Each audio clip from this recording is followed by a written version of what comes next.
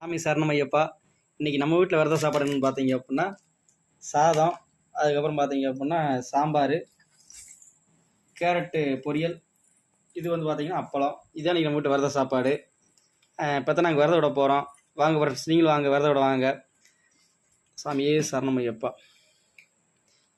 விரத விடுறதுக்கு முன்னாடி நம்ம சாமி கொஞ்சம் எடுத்து வச்சுக்கலாம்.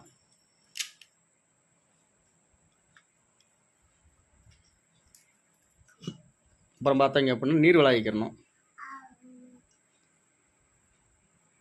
இது வந்து நம்ம குருநாதர் சொல்லிக் கொடுத்த விதிமுறை.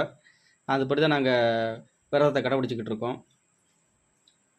வாங்க ஃப்ரெண்ட்ஸ், நீங்களும் வாங்க, சாப்பிட வாங்க. இதான் இன்றைக்கி நம்ம வீட்டு விரத சாப்பாடு. இந்த வீடியோ பிடிச்சிருந்து லைக் பண்ணுங்கள். நம்ம டெய்லி நம்ம வீட்டில் என்னென்ன விரத சாப்பாடு பண்ணுறாங்க அப்படிங்கிறத ஷார்ட்ஸாக நம்ம வீடியோ போட்டுருவோம். இந்த வீடியோ பிடிச்சிருந்து லைக் பண்ணுங்கள். மறக்காமல் நம்ம சேனலுக்கு சப்ஸ்கிரைப் பண்ணிடுங்க. சாமியே சரணமையப்பா.